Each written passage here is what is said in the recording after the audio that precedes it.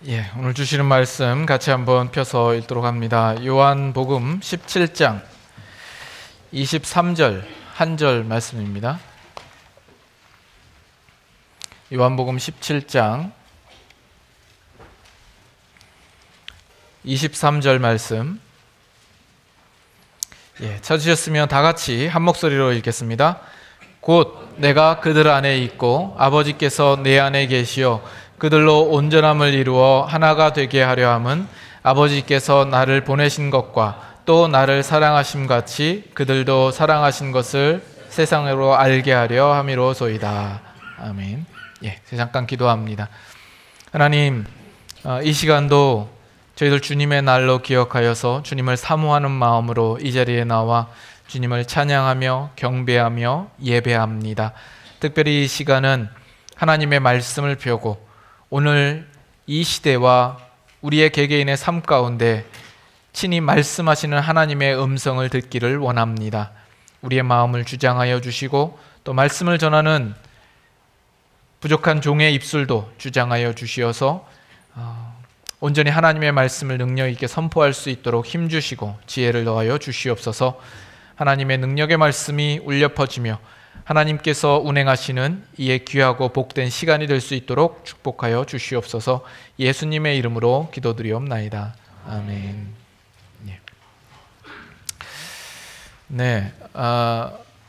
어느 한 믿음이 좋은 흑인 남자가 있었습니다.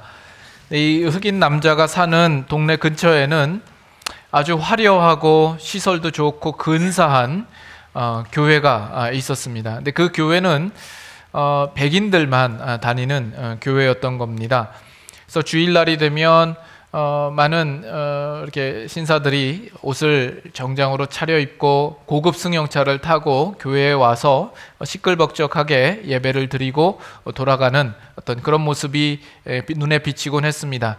그래서 이 믿음이 좋은 흑인 남자는 자기도 그 교회에 꼭 한번 가서 예배를 드리고 싶은 그런 소원함이 있었지만 거기에는 백인들만 출석하는 교회여서 나아가지 못했다는 겁니다.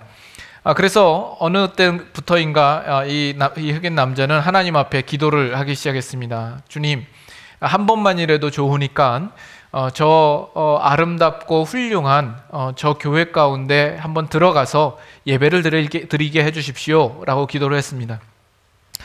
그리고 나서 몇 날이 못 되어서 하나님께서 이 남자에게 응답을 해주신 거죠. 뭐라고 응답하시냐면 얘야, 나도 그 교회에는 한 번도 들어가 본 적이 없단다. 참 얼마나 무서운 이야기인지 모릅니다. 예배라는 이름으로 교회에 모여서 함께 찬양도 하고 예배도 드리지만 거기에 하나님께서 계시지 않는다면 그것같이 낭패가 어디 있고 또 무서운 일이 어디 있겠습니까? 우리가 이 자리에 모였을 때 이 자리는 하나님께서 온전히 주인 되신 자리요, 주님께서 경배받으셔야 할 자리입니다. 그저 우리가 좋고 편하고 재미있고 즐겁게 하기 위하여서 이 자리가 있는 것이 아닙니다. 그래서 오늘 이 자리도 우리가 예배를 드릴 때에 우리가 어떠한 마음과 어떠한 자세로 주님 앞에 나와야 할지를 다시 한번 생각해 볼 수 있기를 바랍니다. 오늘 말씀 속에서도 이런 교회의 모습들에 대하여서 함께 연관지어서 또 생각해 볼 내용들이 등장을 하게 됩니다.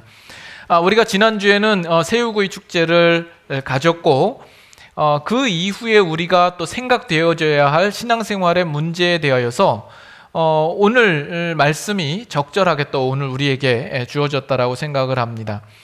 우리는 지금 예수님께서 십자가에 못 박혀 돌아가시기 전에 그 제자들과 함께 하나님께 기도를 올리는 그 내용을 우리가 살펴보고 있습니다. 특별히 이 세상에 예수님을 믿는 신자들을 위하여서 예수님께서 기도하시는 내용들이죠. 그래서 예수님께서 우리 가운데 왜 오셨는가? 하나님께서 예수님을 우리에게 보내셔서 이루시고자 하시는 일이 무엇인가 하는 이러한 질문들에 대하여서 우리가 지난 시간들 속에서 그 이유는 바로 아버지가 예수 안에 거하시고 예수가 아버지 안에 있는 것 같이 예수께서 또한 우리 가운데 거하시고 우리가 그리스도 안에 거하는 그 하나됨을 이루기 위한 목표가 있다라고 우리가 함께 이야기를 나누었습니다. 자, 그런데 이 하나 된다라는 것이 그저 연결이 돼 있고 묶여 있다라는 것만으로 목표를 가지는 것이 아니라 오늘 읽은 이 구절을 자세히 읽어보시면 뭐라고 나오냐면 그들로 온전함을 이루어 하나가 되게 하려 한다라는 이야기를 합니다. 그냥 하나가 되는 것이 아니라 온전함을 이루어서 하나가 되게 하려 한다는 보다 큰 목표를 우리가 발견하게 됩니다. 그래서 여기서 하나가 된다라는 것이 우리가 생각하고 우리가 상상하는 것보다 보다 대단한 것으로 설명되어지고 있다는 것을 우리는 감을 잡을 수 있어야 합니다. 우리 오늘날 신자들이 신앙생활의 목표와 그 내용에 대하여서 묻게 되면 우리는 예수님을 잘 믿고 죽어서 천국 가기 위하여서, 또는 그저 내가 죄와 사망에서 벗어나기 위하여서, 또는 주님께서 주신 그 은혜를 따라서 내가 교회에 잘 섬기고 또 봉사하고 선교하기 위하여서 한다라는 것으로 우리의 신앙을 내어놓기를 좋아합니다. 그러나 성경을 보시면 그런 것들보다도 의외로 하나님께서 우리를 부르신 그 궁극적인 목적은 바로 여기 나와 있는 것처럼 우리로 온전하게 하는 것, 우리로 하나 되게 하는 것, 이것을 더 큰 목적으로 삼고 있다는 것을 성경 곳곳에서 우리가 확인을 할 수 있게 됩니다. 마태복음 5장으로 한번 잠깐 보실까요? 마태복음 5장 1부 때도 저기 딱따구리가 와가지고 우리 벽을 쪼아대는데 이 3부 때도 계속해서 마태복음 5장 48절 찾으셨으면 다 같이 한 목소리로 읽겠습니다. 그러므로 하늘에 계신 너희 아버지의 온전하심과 같이 너희도 온전하라. 아버지의 온전하심과 같이 너희도 온전하라라고 우리에게 요구하고 있습니다. 예수님께서 그 산상수훈 말씀 가운데 이 말씀을 우리에게 하시고 있는 거예요. 우리에게 온전하심을 요구합니다.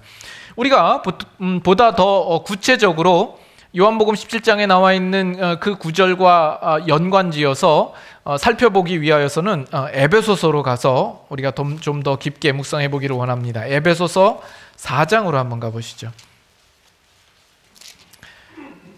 거기에는 우리 요한복음에서 보았던 그 내용과 아주 거의 동일한 맥락의 말씀을 하시고 있는 것을 보게 됩니다. 에베소서 4장 11절부터 보죠. 4장 11절. 자, 그가 어떤 사람은 사도로, 어떤 사람은 선지자로, 어떤 사람은 복음 전하는 자로, 어떤 사람은 목사와 교사로 삼으셨으니. 그렇죠? 이 교회 가운데 하나님께서 사도로, 선지자로, 또 복음 전하는 자로, 목사와 교사로 삼으셨습니다. 그 이유가 무엇입니까? 그 이유를 뭐라고 이야기를 하죠? 12절에 보면 이는 성도를 온전하게 하여 봉사의 일을 하게 하며 그리스도의 몸을 세우려 하심이라, 이렇게 이야기하고 13절에도 우리가 다 같이 한번 읽어볼까요? 우리가 다 하나님의 아들을 믿는 것과 아는 일에 하나가 되어 온전한 사람을 이루어 그리스도의 장성한 분량이 충만한 데까지 이르리니. 그래서 여기 9절에 보면 온전함을 이룬다라는 것이 반복해서 지금 나와 있는 것을 보게 됩니다. 자, 그런데 한 가지 먼저 여러분들이 아셔야 될 것은 이 12절에 나와 있는 온전함과 13절에 나와 있는 온전함은 헬라어 원어를 보면 다른 단어로 쓰여져 있는 것을 볼 수가 있습니다. 우리가 읽은 요한복음 17장 23절과 동일한 단어를 쓴 것은 13절에 있는 온전함입니다. 그것은 우리가 쉽게 영어로 표현하면 perfect라는 의미입니다. 그래서 완전히 끝에 이르렀다. 어떤 완성에 도달했다. 어떤 충만한 상태에 이른 그 의미를 두고 있습니다. 반면에 12절에 나와 있는 온전함이라는 것은 영어로 표현하면 equip이라는 단어가 좀 적절합니다. 그래서 뭔가 갖추다, 뭔가 부족한 것을 채우다, 준비하고 훈련하여서 어떤 자질이나 능력을 갖춘다라는 그런 의미가 되는 겁니다. 그래서 12절은 뭔가 우리가 준비되어지고 훈련되어지는 거면 13절은 정말 우리 말 그대로 완전하는 온전한 상태에 이른 것을 이야기를 합니다. 다시 말하면 이 12절에 말하는 이 온전함이라는 것은 우리가 정말 완전한 궁극적으로 온전한 상태에 이르기 위하여서 이 세상에서 우리가 준비되고 우리가 훈련되어지는 어떤 과정을 이야기하고 우리 신자들에게 요구되어지는 그런 온전함입니다. 이 세상에서 우리는 그 온전함을 이루기 위하여서 끊임없는 과정을 가지게 되는 것이죠. 반면 13절은 우리의 궁극적인 목적이 됩니다. 이 세상에서의 준비되고 훈련되어지는 그런 과정을 통해서 마침내 도달하게 될 온전한 상태를 두고 이야기를 하는 것이죠. 근데 우리는 이제 지금 이 세상에서 우리가 신앙생활을 하고 있기 때문에 실제적으로 우리가 좀 더 관심을 갖고 초점을 두어야 하는 부분은 12절에 있는 이 온전함입니다. 이것은 실제로 우리가 살아가는 삶 속에서 지금 연습해야 되고 훈련해야 되고 그 과정 속에 있기 때문에 그렇습니다. 그리고 궁극적으로는 그리스도의 장성한 분량에 충만한 데까지 이르러야 하는 것이죠. 근데 이 12절에 그 온전하게 된다라는 것을 어떻게 표현하냐 하면 12절 마지막에 보면 그리스도의 몸을 세우려 하심이라 라고 이야기를 합니다. 여기서 몸을 세운다라는 이 표현은 건축적인 용어입니다. 건축에서 쓰는 용어입니다. 그리스도의 몸을 세운다라고 표현하고 있는데 이것이 다른 본문에서 어떻게 잘 설명되고 있냐면 에베소서 조금 앞으로 가시면 2장 20절 보시죠. 에베소서 2장 20절 너희는 사도들과 선지자들의 터 위에 세우심을 입은 자라 그리스도 예수께서 친히 모퉁이 돌이 되셨느니라 그의 안에서 건물마다 서로 연결하여 주 안에서 성전이 되어가고 22절 다 같이 읽을까요? 너희도 성령 안에서 하나님이 거하실 처소가 되기 위하여 그리스도 예수 안에서 함께 지어져 가느니라. 그 건축이 지금도 진행 중인 거죠. 그 건축이 지금도 진행 중입니다. 그래서 표현이 어떻게 나와요? 성전이 되어가고 22절에는 그리스도 안에서 함께 지어져 가느니라 라고 이야기를 하고 있습니다. 여러분들의 신앙을 두고 한번 잘 생각해 보십시오. 자신의 신앙을 생각하고 점검하고 한번 자신에게 한번 물어보십시오. 오늘날 많은 신자들의 그 신앙 삶을 보면 생활을 보면 예수 믿은 순간과 또 천국 가는 순간만을 붙들고 있고 사실 그 가운데는 텅 비어 있는 경우가 많습니다. 내가 처음에 예수를 믿었을 때의 어떤 감격 그 경험이 있지요. 그리고 예수님께서 다시 이 땅에 오실 때에 그 내가 얼마나 기쁨과 감격으로 예수님을 맞을 것인가 하는 것에 대한 기대와 소망이 있습니다. 그래서 그 시작과 그 끝은 있는데 그 과정이 없는 신앙생활이 있을 수 있다는 겁니다. 그리고 우리에게 주어진 그 과정이 무엇 때문에 주어졌는지도 사실 모르고 신앙생활을 하는 경우들이 많습니다. 그래서 마치 하나님께서 우리에게 집을 지을 수 있도록 집터를 은혜로 허락하여 주셨습니다. 오늘날처럼 집값이 어려운 이때에 우리에게 집터를 은혜로 주셨으니 얼마나 감사하고 감격스러운 일입니까?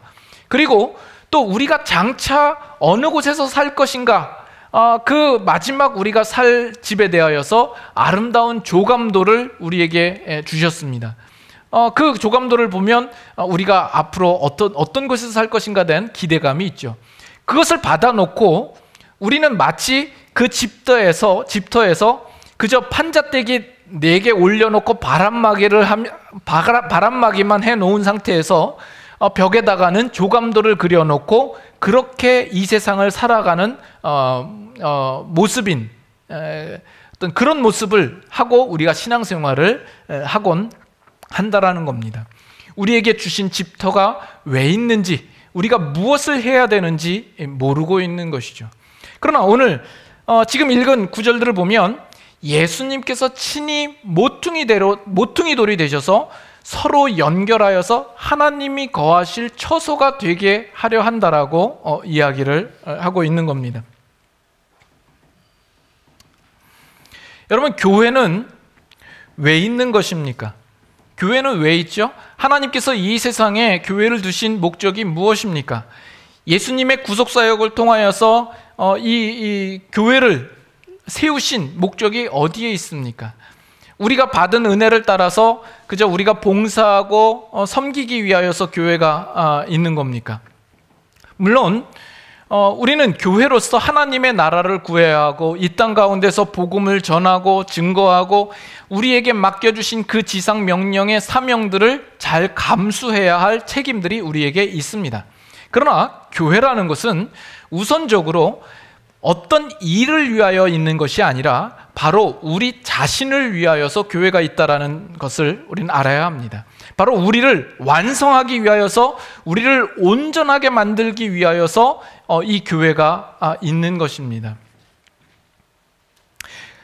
그런데 그 일을 위하여, 우리를 온전하고 완성하게 하기 위해서 예수님께서 친히 모퉁이 돌로 오셔서 우리를 온전하게 하는 그 일에 함께 참여하시겠다라고 하시는 겁니다. 그래서 에베소서 2장 9절을 다시 한번 보세요. 거기 보면 21절에 계속해서 그의 안에서라는 표현을 씁니다. 예수 그리스도 안에서, 그의 안에서, 또 주 안에서 성전이 되어가고, 22절에는 그리스도 예수 안에서 함께 지어져 간다라고 이야기를 하는 겁니다. 우리도 예수 그리스도와 연결하여서 우리가 온전한 모습을 이루고 하나 되는 그 자리로 함께 나아가는 것이죠. 그래서 그 일들을 통하여서 궁극적으로 우리가 도달해야 할 것은 아까 보았던 구절처럼 그리스도의 장성한 분량이 충만한 데까지 우리가 다 하나님의 아들인 예수 그리스도를 믿는 것과 아는 일에 하나가 되어 온전함을 이루어서 그 자리를 가기까지 우리가 함께 해야 되는 것입니다. 이것은 요한복음 17장에서 말씀하고 있는 내용과 상당히 일맥상통합니다. 거기서도 보면 예수가 우리 안에 계시고 우리가 예수 안에 있어서 온전함을 이루어 하나가 되게 한다라는 그 표현을 가지고 있지 않습니까? 이것이 바로 교회가 있는 목적이 되는 겁니다. 이 부분을 우리가 좀 더 구체적으로 생각해 보기를 원하는데, 자, 온전함을 이루어서 하나가 된다, 또는 이 교회의 의미를 예수님께서 우리에게 모퉁이 돌로 오셨다라는 이 비유 속에서 좀 더 자세하게 또 묵상해 보기를 원합니다. 이미 예전에 한번 이런 부분을 여러분과 함께 나누었던 기억이 있는데, 여러분들 기억나시면 다시 한번 정리를 하도록 하시죠. 이 모퉁이 돌이라고 하는 것은 그 유대인의 건축 양식에 있어서 상당히 중요합니다. 우리 한국에는 주춧돌이라는 걸 놓죠. 주춧돌을 놓고 그 위에다가 기둥을 세우든지 해서 건물을 짓습니다. 그러나 유대인들은 아주 크고 흔들리지 않은 단단한 돌을 놓고 그것을 주위로 벽돌을 쌓아서 건물을 짓는 그런 건축 양식을 가지고 있는 것이죠. 그래서 유대인들에게 있어서는 이 모퉁이 돌이 그 건물을 짓는 일에 있어서 없어서는 안 될 아주 중요한 요소가 되는 것입니다. 자, 그런데 예수님께서 모퉁이 돌이 되신다라고 이야기를 해요. 한 구절만 한번 잠깐 찾아볼까요? 마태복음 21장. 마태복음 21장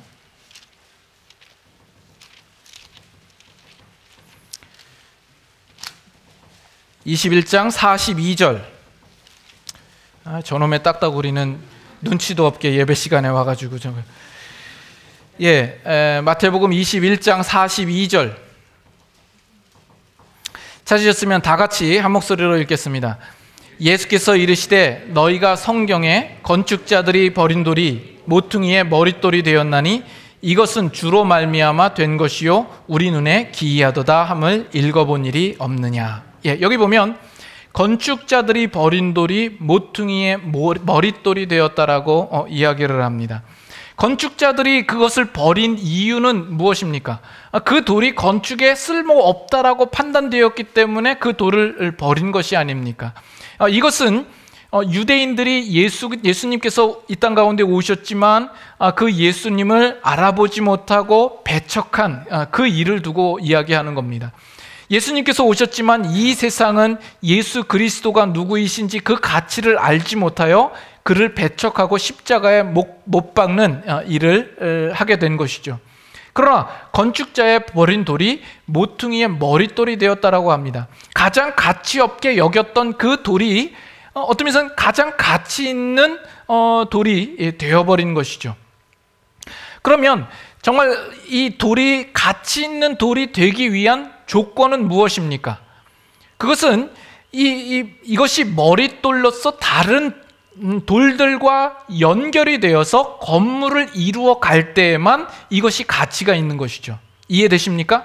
만약에 그렇지 않고 그냥 이 돌 하나만 덩그러니 놓여 있다면 그것은 하나의 그저 큰 돌에 불과하지 아무런 가치가 없게 되는 겁니다. 그렇습니까?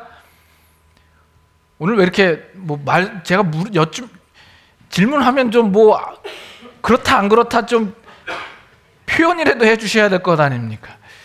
좀 시차 적응이 안 되시나요? 네. 여기서 주는 메시지는 뭡니까? 여기서 주는 메시지는 뭐냐면, 자, 예수님은 그분 혼자서라도 얼마든지 온전하신 분입니다. 그렇죠? 그분은 충만하신 분이요, 영광스러운 분이요, 부족할 것이 없으신 분입니다. 근데 그분이 우리에게 오셔서 그가 우리를 위하여서 친히 모퉁이 돌이 되셨다라는 겁니다. 그 이야기는 뭐냐면, 예수님께서 자신이 충만하시지만 우리와 연결되지 아니하면 자신도 가치 있는 자로 인정받지 않기로 하셨다라는 이야기입니다. 무슨 이야기인지 이해되십니까? 우리랑 연결되어서만 예수님도 가치 있게 인정되기로 하셨다라고 스스로 작정하신 일이다라는 겁니다. 그래서 우리를 위하여서는 그것이 얼마나 감사한 일이요, 감격스러운 일입니까? 예수님께서 어찌하든지 우리와 연결하여서만 자신도 의미가 있고 또 우리를 의미 있게 세우시겠다라는 의미가 아닙니까? 그러면 우리들의 입장에서는 어떻습니까? 우리들도 마찬가지죠. 우리도 예수 그리스도와 연결하여서만 우리가 의미가 있는 것이죠. 그 모퉁이 돌에 우리가 함께 연결이 되어야만 우리는 비로소 의미 있게 되는 것입니다. 그 모퉁이 돌도 우리와 연결되지 않으면 가치 없는 돌이 되어 버린다라면 우리는 더더군다나 더 그렇죠. 우리가 모퉁이 돌에 연결된 돌이 아니라면 우리는 더더군다나 가치 없는 돌에 불과한 자들이 되는 겁니다. 우리는 예수 그리스도와 연결되어 그와 더불어서만 의미가 있는 존재가 되는 겁니다. 이건 너무나 당연하죠. 예수 그리스도와 연결되는 것이 너무나도 당연합니다. 그러나 여기에는 또 한 가지 생각해야 될 것이, 우리 서로 간에도 서로가 서로에게 의미 있는 존재가 되는 것입니다. 건물을 쌓아간다고 할 때 누군가의 돌이 기반이 있기 때문에 그 위에 내가 설 수 있는 것이죠. 내가 있음으로 인하여서 나와 연결된 사람이 있고, 또 나를 통하여서 나를 기반으로 해서 내 위에 또 다른 사람이 올려짐으로 그렇게 쌓아져서 담을 이루고 건물을 이루게 되는 것입니다. 그래서 우리는 나 혼자로서는 온전할 수 없고 우리가 서로 함께 연결됨으로써만 우리는 비로소 가치 있고 의미가 있는 사람으로 되는 것이죠. 그래서 우리가 교회로 이렇게 모였을 때에는 여러분 혼자로서 온전할 수 있는 것이 아니라 옆에 있는 사람으로 인하여서 내가 좀 더 의미가 생기는 겁니다. 그래서 여러분들은 성도들에게 감사해야 됩니다. 지금 옆 사람에게 한번 감사합니다.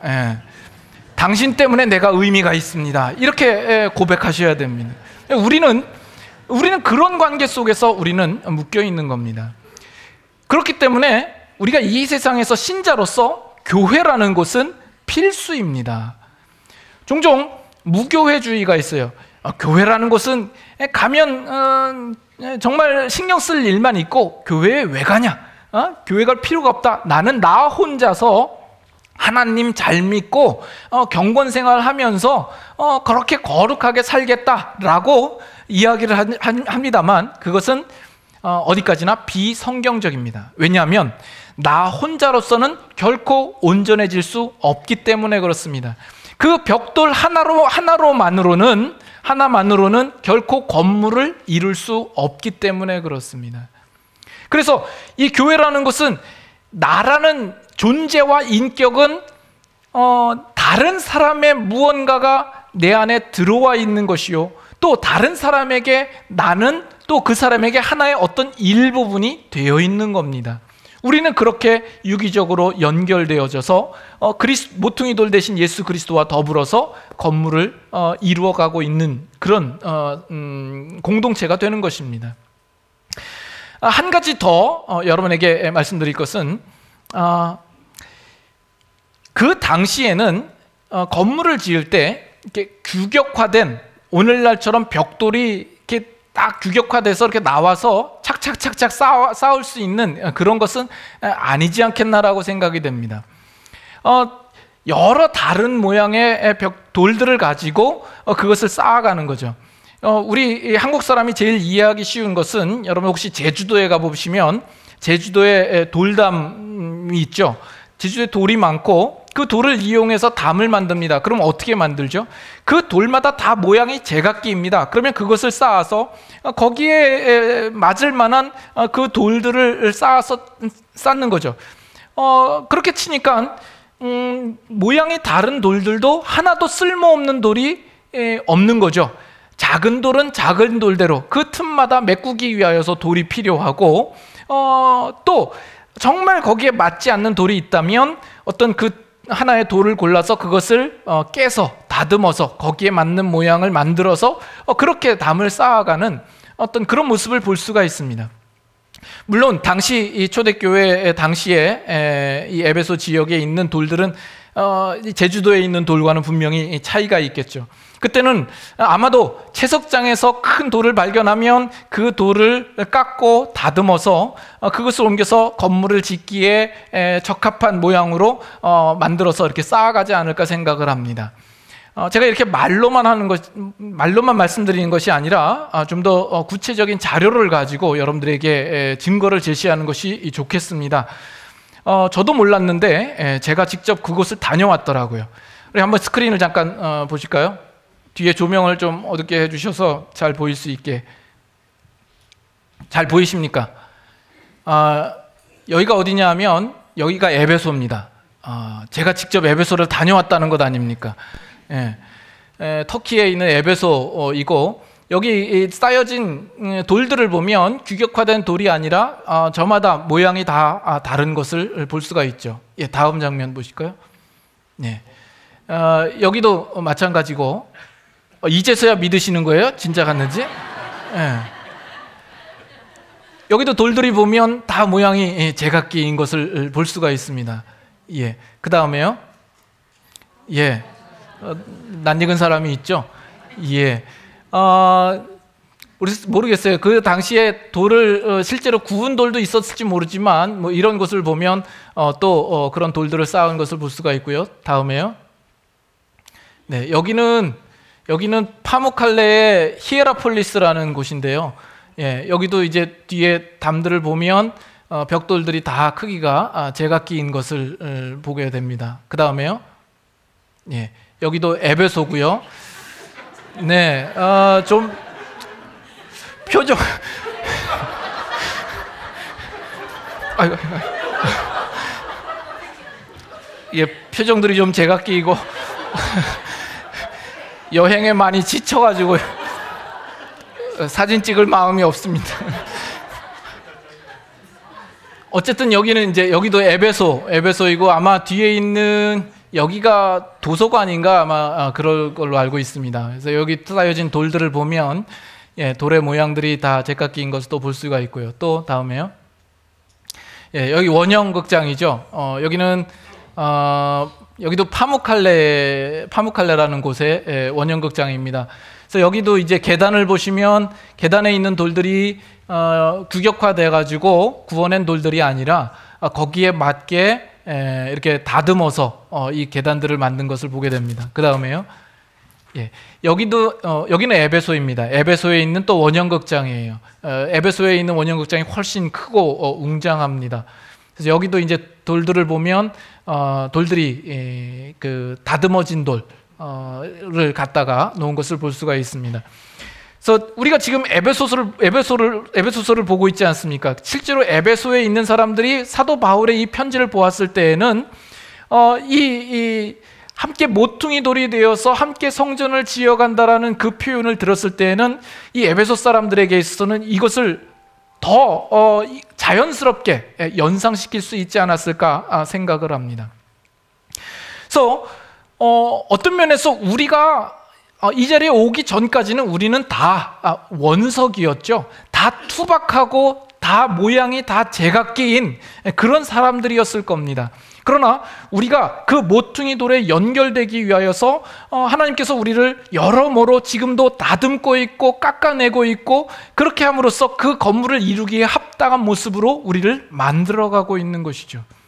그래서 하나님께서 우리를 부르셔서 지금 이 교회 가운데에서 우리는 지금 여러모로 다듬어지고 깎아지고 있는 그런 과정 중에 있는 것입니다. 그래서 우리는 이 교회에서 우리는 더 다듬어질 필요가 있어요. 우리 자신에 대하여서 모난 부분, 또 각진 부분, 또 불필요한 부분, 또 맞지 않는 부분들을 깎아내어서 다른 사람과 맞춰가야 되고, 그래서 그 하나님의 거하실 처소를 우리가 함께 이루어가는 그런 모습이어야 합니다. 근데 종종 우리의 신앙생활을 보면 우리는 그 사실을 알지 못하고 반대로 이해하는 경우가 있어요. 자신이 깎아져야 할 부분들에 대하여서는 인식하지 않아요. 나의 모습은 상관없고 다른 사람을 보면서 너는 왜 그 모양으로 생겼냐? 당신 때문에 이 문제가 일어나는 것이 아니냐? 다른 사람에게 자기의 모양에 맞게 깎아질 것을 요구하는 식의 신앙 형태를 가지고 있는 경우들이 많게 되는 겁니다. 그러나 우리가 연결되기 위하여서는 우리는 서로 각자가 깎여지는 그 일들을 해야 합니다. 내가 깎여져야 되고, 그래서 더 인내하고 용서하고 더 기다리고 참는 그 모습으로 우리는 만들어져 가야 됩니다. 바로 이것이 예수 그리스도 안에서 우리가 온전함을 이루어서 하나가 된다라는 그 의미가 되는 것입니다.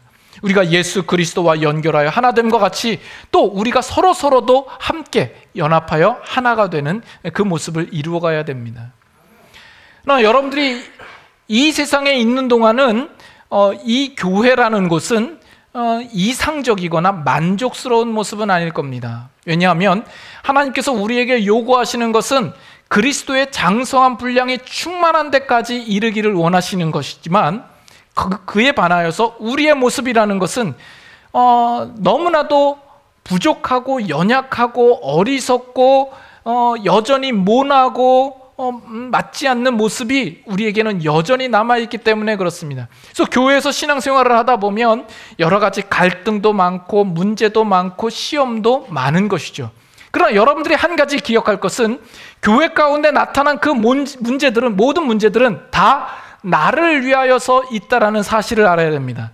그 일들을 통하여서 결국 나를 만들어내기 위하여서 내가 거기서 깎여지고 거기서 더 지는 법을 배우고 자존심을 내려놓는 법을 배우고 다른 사람이 세워지기 위해서 내가 바보 되는 그 일들도 배우고, 예수님께서 우리를 위하여서 자기 자신을 십자가에 내어 주시면서까지 죽으시면서까지 그 일들을 이루신 것처럼 오늘 나도 성도를 위하여 형제를 위하여서 기꺼이 죽어지는 자리까지 가도록 우리로 훈련하기 위하여서 그 모든 것을 우리에게 허락하셨다라는 것을 여러분들이 아셔야 될 것이다라는 겁니다.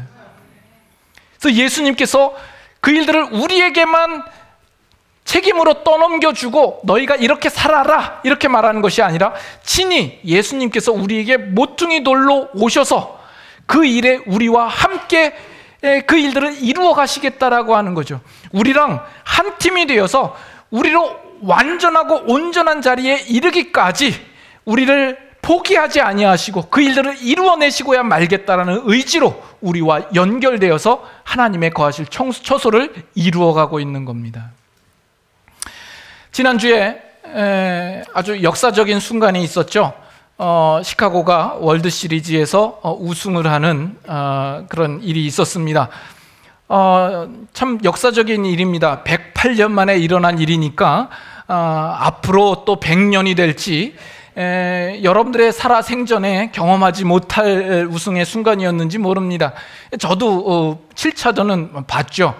다음날 새벽 기도가 있는데도 불구하고 막 비 때문에 연기가 되고 또 연장전 가고 막 그러는 가운데 거의 12시까지 그걸 봤습니다. 제가 관심이 있는 것은 누가 우승하든지 간에 그 월드 시리즈에서 우승했을 때에 그들이 가지는 그 감격스러운 그 장면을 보면서 간접적으로 저도 어떤 그 감동을 함께 느껴보기를 원했기 때문에 그렇습니다. 그래서 시카고가 우승이 확정되는 순간 어떻게 하던가요? 그 온 선수들이 다 그라운드로 뛰어나오면서 그 기쁨을 주체할 수가 없어서 펄쩍펄쩍 뛰면서 함께 부둥켜 안고 눈물을 흘리며 감격스러운 어떤 그 장면을 보지 않았습니까? 그들이 한 팀을 이루어서 그 승리를 일구어낸 것에 대한 정말 자축하며 그것을 감격하며 기뻐했던 그런 모습을 봅니다.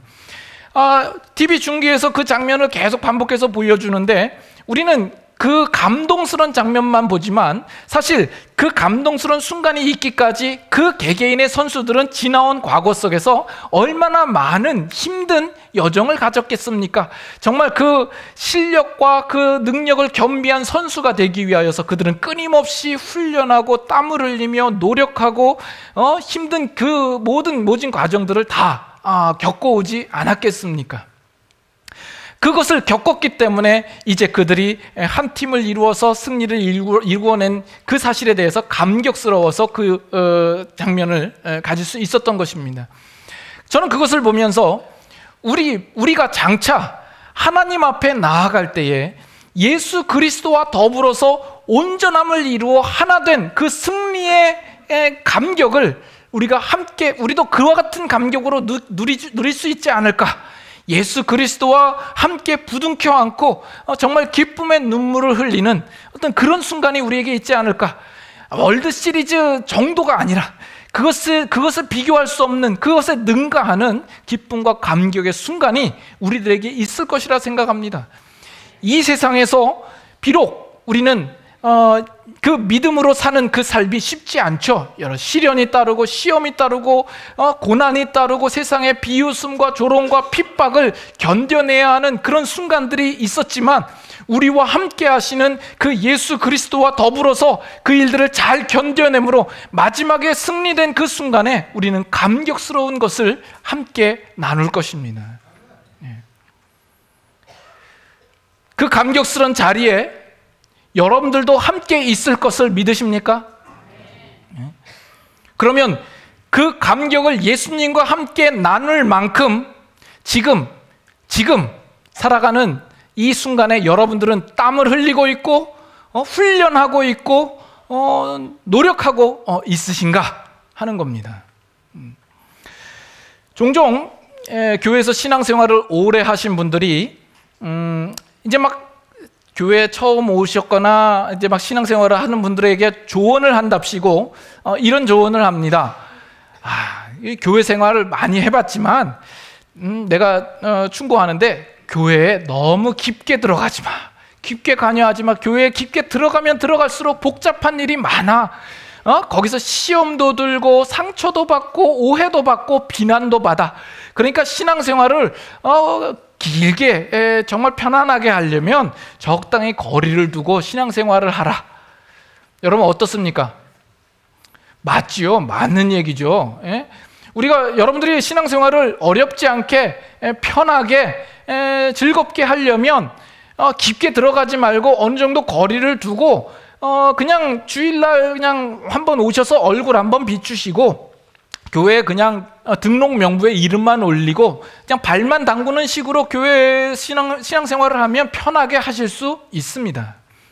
그러나 문제는 정작 예수님께서 우리에게 요구하시는 예수 그리스도와 함께 그를 모퉁이 돌로 삼아서 그와 서로 연결하여 하나님의 거하실 처소로 만들어가는 그 일들에 대하여서는 우리는 하나의 조금도 진전이 없는 그런 우리의 모습이 될 수 있다라는 점입니다. 그래서 마치 그 모퉁이 돌 옆에 그 건물에 참여하지도 못하고 그저 혼자 나뒹구는 하나의 쓸모없는 돌처럼 될 수 있는 여지가 다분히 있기 때문에 그렇습니다. 뭐든 그러합니다만 이 야구 선수가 되는 것은 참 쉽지가 않습니다. 운동 선수가 된다는 건 쉽지가 않죠. 그 운동 선수가 되기 위해서는 얼마나 훈련을 많이 해야 되고 땀을 흘려야 되고 하고 싶은 것도 절제해야 되고 얼마나 어렵습니까? 그것을 두고 조언을 한다고 정말 좀 편하게 살려면 그렇게 힘들게 살지 마. 훈련도 열심히 할 필요 없어. 그냥 땀을 흘릴 필요도 없어. 그냥 취미 삼아 해. 이렇게 한다면 그 사람의 미래는 어떨 것 같습니까? 아주 애매한 재능만 가지고 있는 거죠. 뭐 선수로 뛸 수도 없고 그걸로 밥벌이도 할 수도 없고 그저 그냥 동네에서 좀 잘한다는 그런 수준에 머물러서 아무것도 될 수가 없는 겁니다. 결국 선수로서 가질 수 있는 그 월드 시리즈의 챔피언이 되는 그 영광을 누릴 수가 없게 되는 것이죠. 우리의 신앙생활이 그와 비슷하지 않을까라는 겁니다.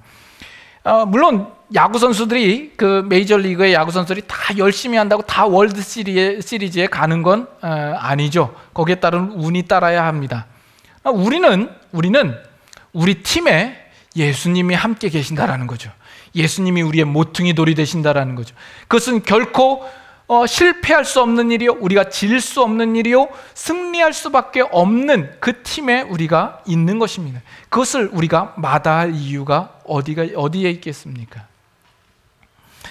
여러분들은 예수 안에서 온전함을 이루어 하나가 되는 이 일들에 대하여서 소원함이 있습니까? 간절함이 있습니까?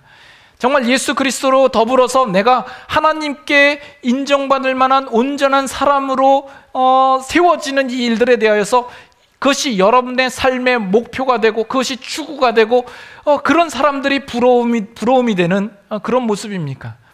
그것보다는 솔직히 우리는 세상 사람들에게 인정받고 세상에서 편하게 살고 세상에서 자존심을 내세울 수 있는 것이 오히려 우리에게 더 큰 목표가 되고 소원함이 되어 있지는 않습니까?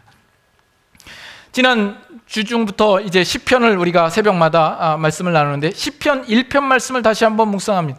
시편 1편에 보면 복 있는 사람에 대하여서 나오죠. 그 복 있는 사람에 대하여서 그 나온 비유가 뭐냐면 시냇가에 심은 나무입니다. 우린 시냇가에 심은 나무를 생각할 때는 어떤 그림을 떠올려요? 아주 평화로운 그 정경 속에 아주 파릇파릇한 나무가 심어 있는 어떤 아름다운 모습만을 연상할지 모릅니다. 그러나 시냇가에 심은 나무가 가진 고충을 여러분 아십니까? 그 나무는 평생 거기에서 머물러 있어야 됩니다.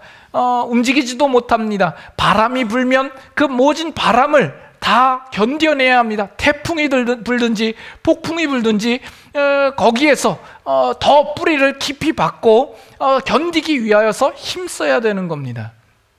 재미가 없죠. 힘들죠. 그러나 아기는 뭐와 같다고요? 바람에 나는 겨와 같답니다. 바람에 날아다니는 겨이니까 얼마나 좋아요. 힘들일 필요도 없습니다. 바람이 불면 그 바람 타고 그냥 돌아다니면 되는 거 아니에요. 그리고 뭐 그렇게 돌아다니니까 얼마나 익사이링합니까? 재미가 있죠. 예? 그러나 이 시냇가에 심은 나와 바람에 나는 겨와의 어떤 그 근본적인 차이는 어디에 있습니까? 이 겨는 생명이 없다는 것이요, 시냇가에 심은 나무는 생명이 있다라는 것이죠. 우리는 생명을 가진 자로서 그 뿌리를 내리고 우리가 마땅히 싸워야 할 그 일들을 우리가 핑계대지 않고 견디어내고 우리가 하나님을 바라시는 모습으로 우리는 세워져야 합니다. 그래서 시편 마지막에 보면 의인의 길은 여호와께서 인정하시나 악인들의 길은 망하리로다 이야기를 합니다.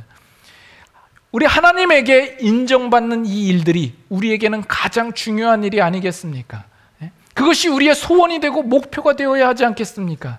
비록 이 세상에서는 우리가 인정받지 못한다 할지라도 세상 사람들이 나를 바보라고 여기고 내가 자존심이 상하고 아무것도 되어진 일이 없다 할지라도 우리가 그 모든 것을 양보한다 할지라도 하나님께 인정받는 일들만큼은 양보할 수 없다라고 고백해야 되는 사람이 바로 우리 예수님을 믿는 신자들이 되어야 되지 않겠습니까? 우리는 그것이 목표여야 됩니다. 그 목표가 어느덧 흐려져 있지 않습니까? 저 자신도 날마다 다시 한번 그런 부분들을 묵상해 봅니다. 내가 하나님의 복음을 전하고 말씀을 증거하는 이 일들에 대하여서 그 자존심을 혹시 내려놓고 살고 있지 않는가? 그 거룩한 자존심을 다시 한번 회복해야 되겠다라는 생각을 가져보게 됩니다. 그래서 이 교회에서의 여러분들의 신앙생활은 재미있지 않을 수 있습니다. 만족스럽지 않을 수 있습니다. 우리가 여러 시험과 갈등과 싸움과 여러 가지 어려운 일들이 여러분들에게 닥칠 수도 있습니다. 그러나 그 일들 속에서 결국 우리들을 만들어내시기를 원한 겁니다. 온전하게 하나된 모습으로 만들기를 원하시는 겁니다.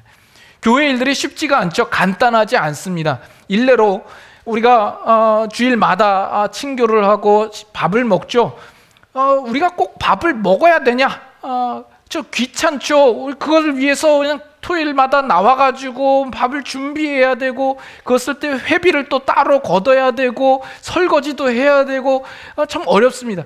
그러면 이거 밥 먹지 말자, 이렇게 이야기를 할 수 있으면 좋은데, 뭐 세상 같으면 얼마든지 쉽고 간편하게 그냥 결정된 대로 따르면 되는데, 교회라는 곳은 그것을 친교 시간을 갖지 않으려고 하자니 또 걸리는 사람이 많은 거죠. 교회 주일날 와도 그래도 밥 먹는 시간이 기다려지는 사람이 있어요. 밥 먹으면서 성도들과 함께 교제를 나누고 이야기 나누는 그것이 정말 낙으로 살고 있는 사람들도 있고, 또 그런 사람들이 또 혹여나 또 교회 가운데에서 나오지 않아서 말씀을 들을 기회를 또 갖지 못하면 어떨까? 또 새로운 사람이 있어도 그런 친교 시간을 통하여서 더 한번 얼굴 보면서 식사하면서 나눔으로써 우리에게 주는 유익이 있지 않을까? 교회라는 곳은 훨씬 세상보다 뭐 어떤 한 일을 결정하는 일에 있어서도 상당히 복잡합니다. 그러나 우리 그 모든 일들을 감당할 때에 우리는 서로가 온전하게 되기 위하여서 그 일들을 참아내는 거죠. 그래서 여러분들이 다락방마다 우리가 친교를 할 때에 좀 더 기쁜 마음으로, 즐거운 마음으로 적극적으로 해주십시오. 앞으로 뭐 어떻게 될지 모르겠습니다만 우리가 당분간은 이 체제를, 이 어떤 그 친교를 가지게 될 때 여러분들이 더 자원하는 마음으로 힘써 주셔야 됩니다. 나는 밥 조금 먹으니까, 안 먹으니까 나 회비 안 내, 이런 마음도 가지면 안 되십니다. 예전에 그 다락방 순원들이 회비를 안 걷어주니까 거의 순장들이 다 메꾸는 식으로 그렇게 되기도 했다라고 합니다. 여러분들이 정말 아무튼 제 바라는 마음 아시겠죠? 여러분께서 여러분들 자신만 생각할 것이 아니라 교회를 생각해서 우리가 함께 온전함을 이루어가는 그 일들을 위하여서 여러분들이 스스로 자원하고 함께 힘써야 될 것이다라는 겁니다. 그래서 우리 모두가 예수 안에서 함께 서로 연결되어 하나님의 거하실 처소로서 지어져가는 그런 우리들의 교회 모습이 될 수 있기를 바라고, 그리하여 장차 우리 모두가 하나가 되고 온전함을 이루어 그리스도의 장성한 분량에 충만한 데까지 우리가 다 함께 이르기를 소망합니다. 예, 기도하겠습니다. 하나님 아버지, 감사합니다. 우리는 이 세상 가운데서 정말 투박하고 제각기 성격과 또 인격과 모습대로 살다가 우리를 예수 그리스도와 연결하기 위하여서 우리를 인도하여 주시고, 그 모퉁이 돌에 우리를 연결하여서 하나님의 거하실 처소를 지금도 이루어가고 계시는 줄 믿습니다. 그 일들을 위하여서 우리가 온전히 하나됨을 이루기 위하여서 우리가 스스로를 깎고 다듬어서 우리 나만을 생각하는 것이 아니라 우리 온 교회가 함께 하나를 이루고 또 온전함을 이루는 자리로 나아갈 수 있는 저희 자신과 또 이 교회가 될 수 있도록 주님 축복하여 주시옵소서. 예수님의 이름으로 기도드리옵나이다. 아멘.